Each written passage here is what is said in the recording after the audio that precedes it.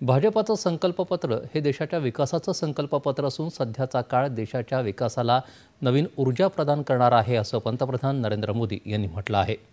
Mission दक्षिण अंतर्गत केरळमधल्या त्रिशूर इथं आयोजित प्रचार सभेत पंतप्रधान बोलत होते। भाजपानं पुढच्या 5 वर्षांसाठी विकास आणि वारशाचा दृष्टिकोन समोर ठेवून विकास कामं करण्याचा संकल्प केला आहे असंही त्यांनी सांगितलं। केरळच्या समृद्ध वारशाला जागतिक स्तरावर पोहोचवण्यासाठी भाजपा काम करत आहे असं ते म्हणाले। जनौषधी केंद्रांमध्ये 80% सवलतीच्या दरात औषधांची उपलब्धता, नव्या 3 कोटी घरांची निर्मिती, मुद्रा योजनेअंतर्गत 10 लाखांऐवजी 20 लाखांची मदत हीच मोदींची गॅरंटी असल्याचं ते म्हणाले। ये चुनाव देश के भविष्य के लिए फैसले लेने का चुनाव है। ये चुनाव आपके उज्जवल भविष्य की गारंटी के लिए चुनाव है। ये चुनाव आपके बच्चों के उज्जवल जीवन के लिए गारंटी देने का चुनाव है।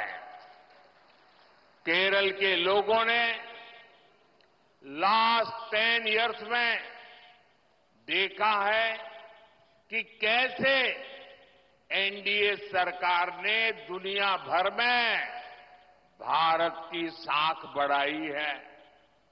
कांग्रेस सरकार ने भारत की छवि कमजोर देश की बना दी थी। बीजेपी सरकार ने भारत को एक मजबूत देश बनाया है। मिशन दक्षिण अंतर्गत पंतप्रधान तथा भाजपा नेते नरेंद्र मोदी यांनी आज केरळमध्ये तिरुअनंतपुरम इथं प्रचार सभा घेतली। भारताचा वेगानं विकास होत आहे असं सांगत जो पक्ष स्वतःला विश्वासार्ह असेल तोच केरळचा विकास साधू शकेल असं मत त्यांनी व्यक्त केलं। केरळच्या सर्व 20 जागांवर दुसऱ्या टप्प्यात 26 एप्रिलला मतदान होणार आहे। केरळनंतर पंतप्रधान तमिळनाडूमध्ये तिरुनेलवेल्ली इथं सभा घेणार आहेत। तमिळनाडूच्या सर्व 39 जागांसाठी येत्या 19 एप्रिलला मतदान होणार आहे।